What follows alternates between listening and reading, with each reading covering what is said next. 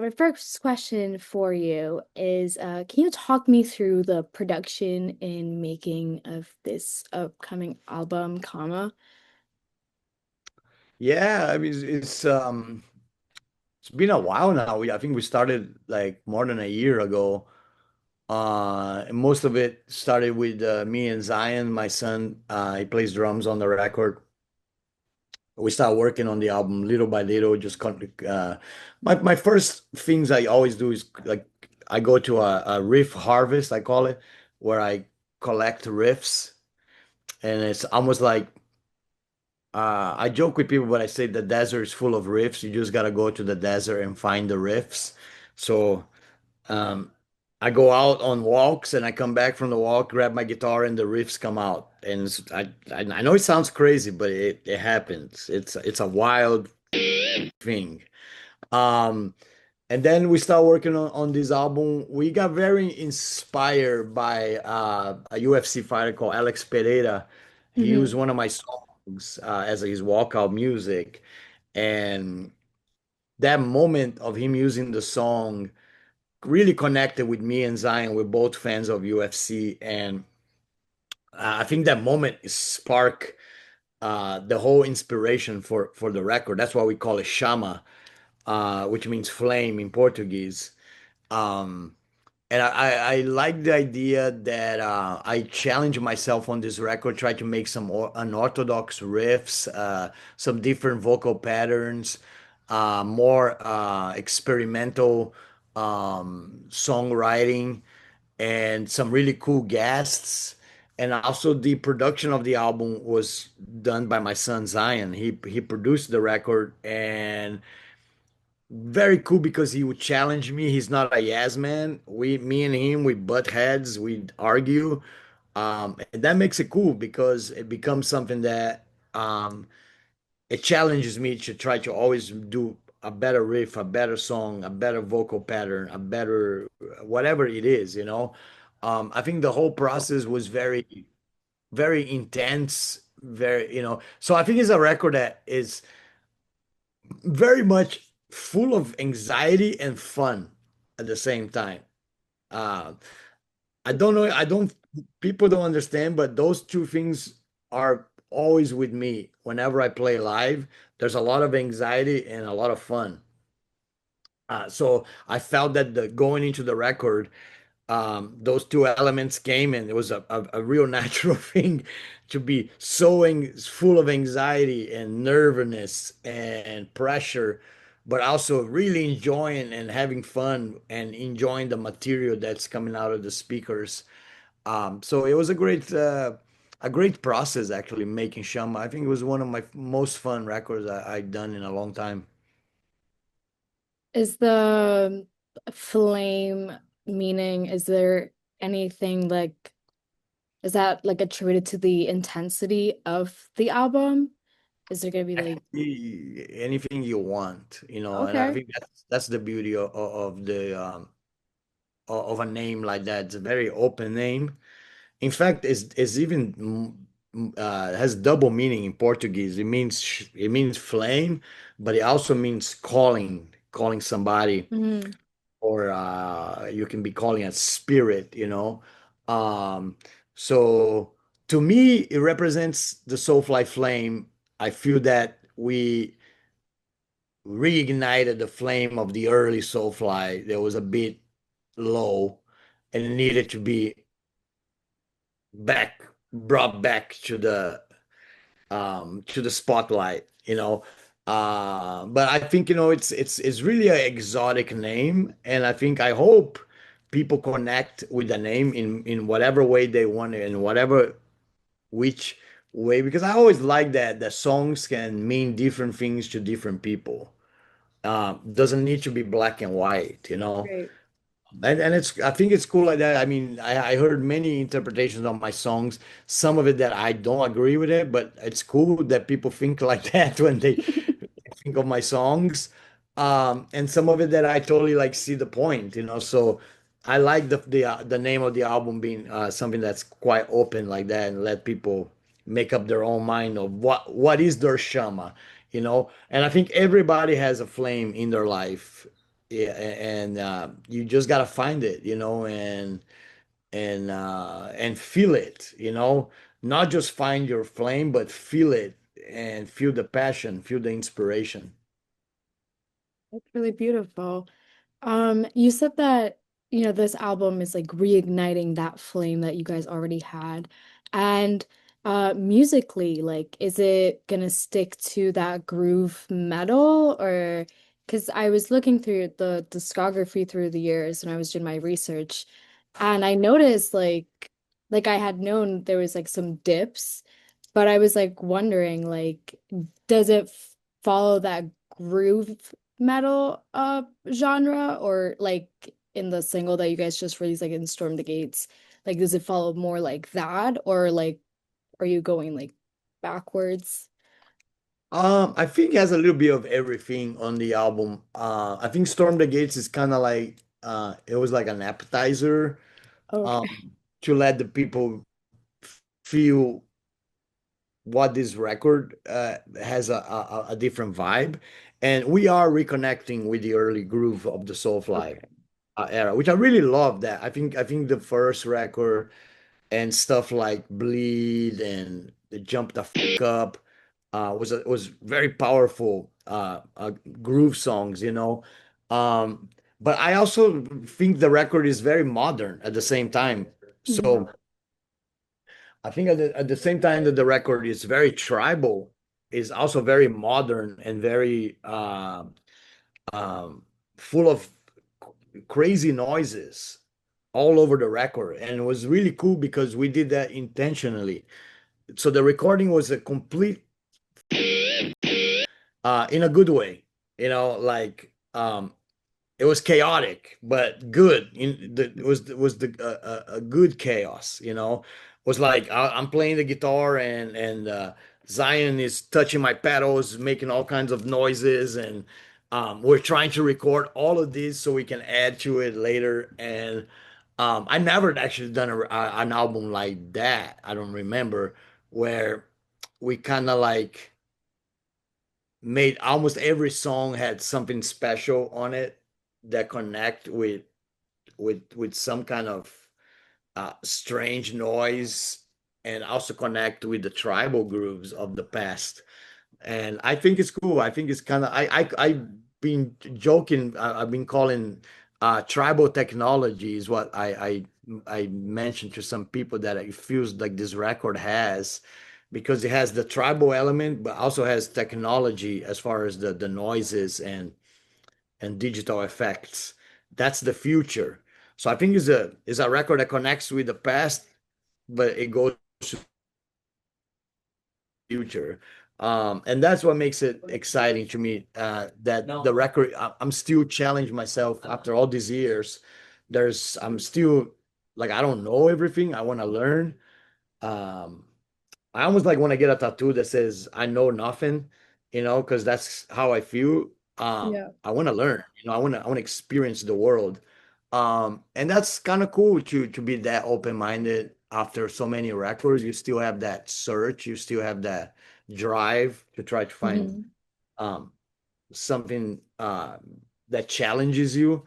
And I think Shama is one of the records that did really challenge me. So if it was that's where the anxiety part of Shama came about. But I think that's good. You know, I think any musician, once you stop challenge yourself and you just accept whatever, then it becomes boring. Then it's like you're not fighting for anything. Then you just yeah, I think you become like lifeless. So I like that Shama is actually full of challenges and but I think, you know, I think old Soulfly fans are gonna be happy, and people that never heard Soulfly might be really into this record as well. Okay. I definitely have some questions about the features. Can you talk me through well who they are and like the recording? I mean, it sounds like it was a chaotic production. So how Mm. is that with, other people and how it affects the project.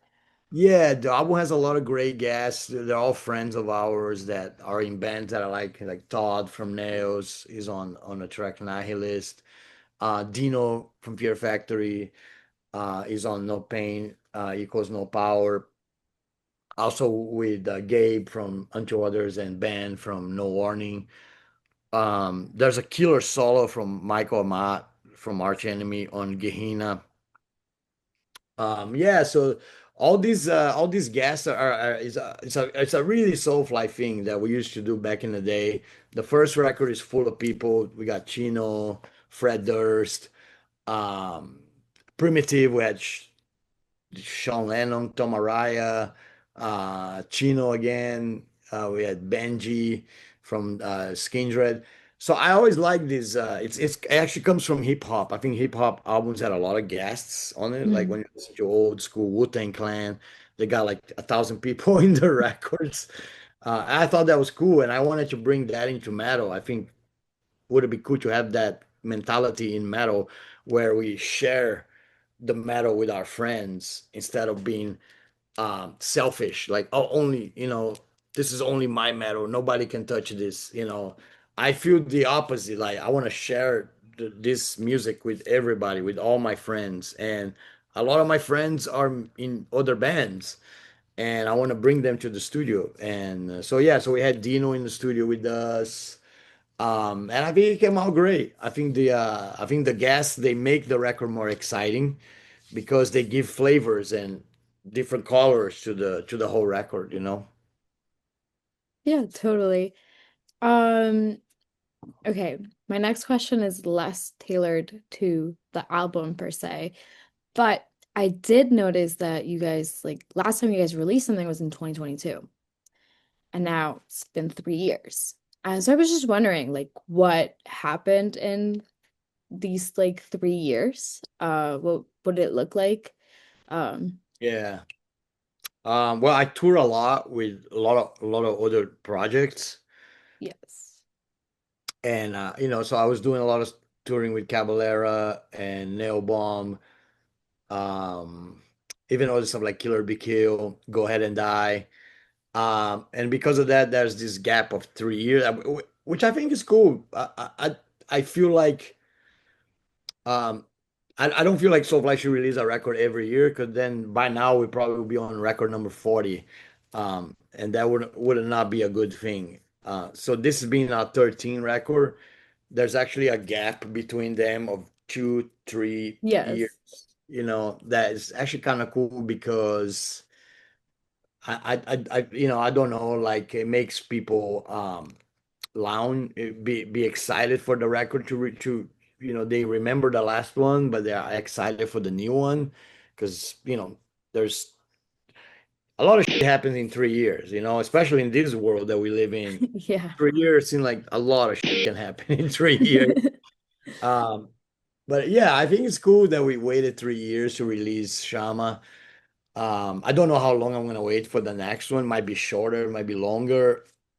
I have no idea. It's all up to the projects, because I still have all of them. I'm trying to be the busiest man in metal.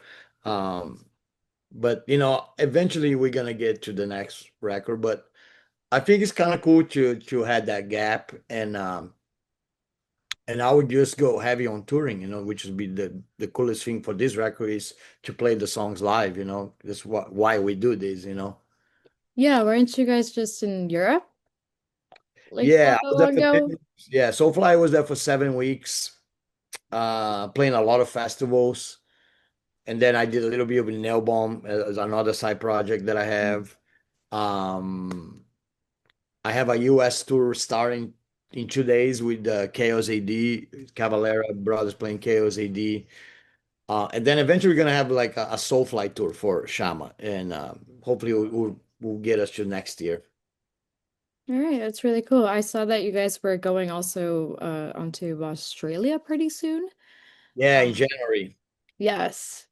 Yeah. Which is great. You guys are gonna have great weather. Uh, Yeah, it's gonna be cool. I love Australia. There's 2 festivals there we're doing and 3 headline shows. Australia is they're crazy about metal there. They love metal, and they're all nuts. All the whole country is nuts. People just lose their there. The shows are amazing. The crowd goes crazy. It's awesome. And it's gonna be super hot. And so I'm looking forward to that. And to start the year in Australia is the best way to start the year. So what has been like the most memorable experience so far of this last tour? The last tour, I think we did a festival called Grass Pop. Okay. Soulfly had an amazing show because it was like in the middle of the day, and it was very hot, but we had a really great crowd. The crowd was really in it. They were just totally participating on every song, and we played really good. It was one of those, you know, it's funny in music. You never know when you have a good show and when you're gonna have a show. And you can prepare all you want. Trust me, it's not up to you. Something's gonna happen, and you might be super prepared and you have a crap show, or sometimes you're not prepared at all and you have this amazing show. It's really wild. But this day we were hitting, man. Nothing could go wrong. There's a video on YouTube. The whole show is on it. It's incredible. And it was one of my favorite shows of the whole tour. It was this festival called Grass Pop. Is that your favorite place that you've ever toured It or it's one festival, I of them. guess? It's one of my favorite festivals. I've done it 12 times. Oh wow. Yeah, almost like every time I go there, they're like, "Oh no, not you again." Uh, uh, it's great. It's in Belgium. It's real big. It's like 50,000 people, and it's always really with many other bands that are really cool, like very different kinds of bands, and definitely one of my favorite places to play in the world is definitely Belgium. All right. And I do have another question. Kind of want to circle back what you said about finding rifts in the desert because I thought that was so interesting, also really cool. But where have you found the most rifts, I guess? Like, and what places get you in that zone where you feel like you can like get inspiration out of that? Yeah, so I mean, um, grew up in Brazil. I was always very inspired by Brazilian culture and life. So the early Sepultura stuff, especially talking riffs here, are very inspired by the Brazilian way of life. Then I moved to Arizona, and I fell in love with the Southwest, and I really love it here, and I love the desert. Um, we actually friends with a lot of the Navajo Nation, and the president of the Navajos is a metalhead, which is crazy. That's Um, sick. yeah, a lot of them are fans and friends. Like the police chief of the tribal police is a metalhead, and then I watch shows like Dark Winds, which is like Navajo show Mm. TV. And I'm thinking to myself, "Wow, I'm friends with all these guys. That's crazy." But yeah, I love the idea of inspiration, and I think the place where you are doesn't really come from me. That's actually Greg from the Linger Escape Plan. He always joked me. He's like, "Yeah, Max, go in the desert and find some riffs." I think he's the first one that told me that, and I love that. I was like, "Yeah, I'm gonna go find some riffs in the desert, man." So it's really kind of like uh, kind of a thing, you kind of go on a hike and you walk the desert and you come back, grab your guitar, and a riff is gonna come out of it. I don't know, it just happens. But there's been some times where like I wake up with a riff in my head from like dreaming the riff in the middle of the night, Mm. and then you record the riff. I'm actually like super, super into riffs. I call myself a riff maker. That's my job. I like that more than singing, more than writing lyrics. like riff, like I see with my guitar, it's right there behind me right now. I see with my guitar and just make riffs, and that's my favorite thing to do, making records or whatever it is. And I think the inspiration of where you are, the desert definitely has a big part on the riff making ability. So I don't know. I think you just gotta find that in your inner self, that inspiration of your surroundings to help you get through whatever. I'm sure if you ask some of the best riff makers, I'm sure they're inspired by their surroundings. Where Tony Iommi probably, like, the countryside of England probably inspired the shit out of him to make all those Sabbath riffs. You're probably right. Yeah, or maybe somebody in, like, I don't know, Tennessee. They might be really influenced by their surroundings. You came up with amazing riffs, or not. I don't know. I find inspiration in the desert for sure. I love the desert, and I love that I get that riff inspiration from the desert. Okay, that's really cool. Do you feel like in Arizona you're more in your zone rather than in Brazil? Because completely different like imageries and like landscapes, one is like, with the Amazon and one is completely just dry. Yeah. Well, that's what's cool about this record. I think is that I was inspired by both, and I think I put both of them inside the record. There's a lot of it. There's a lot of jungle from Brazil on the record, in stuff like Indigenous Inquisition, Favela Dystopia, which is about the ghettos of Brazil on the hills. Um, and there's like the tribal stuff from the middle of Brazil, from the Amazon, mixed with the tribal stuff of America. Uh, the Apache Crow dancers of the album cover, um, the ritual ceremonies that we've been part of it here in Arizona, which are all amazing. Um, I don't know. I find both of them to be very magical, in their own way. Um, if you visit Brazil, if you visit Amazonas, uh, it's a life-changing experience. The jungle is amazing. It will blow you away. It's incredible. Um, and I think if you visit the desert, New Mexico, Utah, the Four Corners, Monument Valley is also a mind-blowing experience. They're just very different from each other, but I love both. You said that in this album there's like a mix of both. Like what what should I like look out for when I'm like hearing like trying to decipher uh like is it the sounds apart from like titles, etc.? Yeah, a lot of it are influenced by, like I say, like the opener of the record. It's called Indigenous Inquisition, and Mm, it's a ritual song yeah. where I'm mentioning names of extinct tribes that are no longer here. Some American ones, some North American ones, some Canadian, some African, some Aboriginal, some Brazilian, and it's paying tribute to them, and for them being extinct, almost like they were persecuted.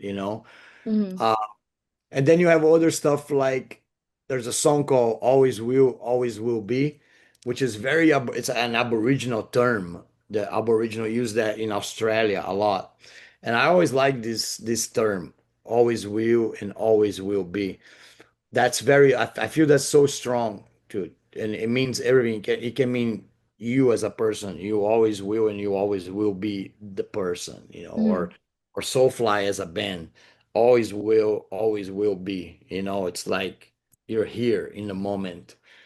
Um, and then the imagery of the record, I think the album cover is a picture of an Apache Crow um warrior ceremony, and it's only two machetes and with fire around, and it's very evoking, spiritual elements, and um, yeah, it's powerful because it's an image, it's a photograph, and it's the first time I use a photograph since the first record, since the first Soulfly. Hmm. I believe that sometimes photographs are more powerful than drawings or Right. painting. You know, photographs, there's just some real about them, you know. It's a real thing. It happened, you know. It was a moment capturing time with a camera, and that's so cool. And I love that we got this picture to use on the album cover. How did you get that picture? So one of our friends, they're Navajos. They talking to them, and we explained that we wanted the album to be called Chama, and we say, do you guys have any pictures of anything like that? And they send us a bunch of pictures, and we that was one of them that came, and we're like, yeah, that one. That's The amazing. one. Yeah. It's so funny, like when you know the one, you just know, you know, it's Mhm. weird how that works. It was the same with the first Soulfly record. I don't even remember taking the picture, but the first Soulfly album is a picture of me with my open arms, Mhm. like the Christ statue in Rio. I remember doing the photo shoot, but I don't even remember even posing for that picture. I don't remember that. And then the photographer that was there, that's that's the album cover right here. This is the one we're gonna use. You just know. It just when you know, you know, you know. And that was the same with the Shama album cover. When we saw that picture, we're all like, "That's it. We don't even need to look for anything else. We found, this is it." You know, like you actually you found it. It's really almost like the meant to be type shit. You know, it was meant to be this one. It's gonna be this one. That's really cool. It's almost like it's that, double meaning for the one calling. Um, that's really cool, Yeah, actually. when you know it, and you just for some you can really I cannot even explain to you why is it called Shama and why we like that picture. We just do. We just like it, and Yeah, we believe in it, and we think it represents the music of the record, and that's you know um because I think music and visual they go hand in hand, you mhm, know, because I think music is very magical world, you know, it's a lot of like mental um, people looking at the songs and having images in their heads about the songs and about what they're listening to. Um, and we felt that that picture really represents the record. You know, sonically, that picture is it has the sonic version of the album in one picture, which is really crazy when you can find that. You know, I don't know how yeah. it works. You know.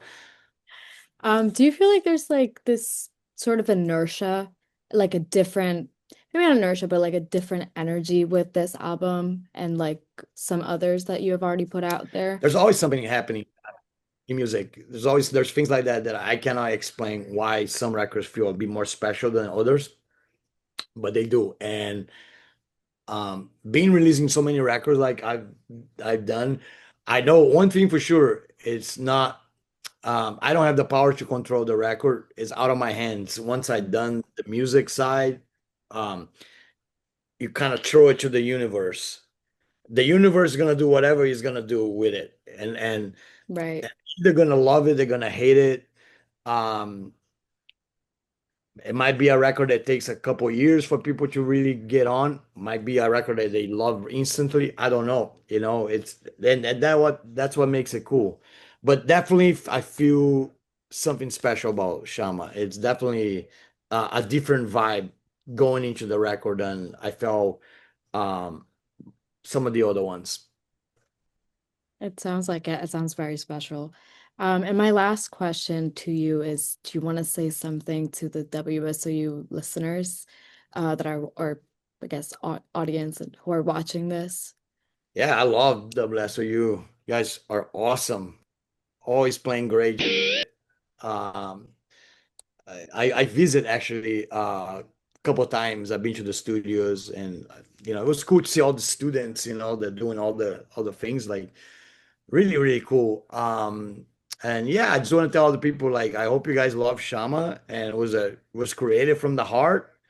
Hope I see all you guys on tour. Keep the good work.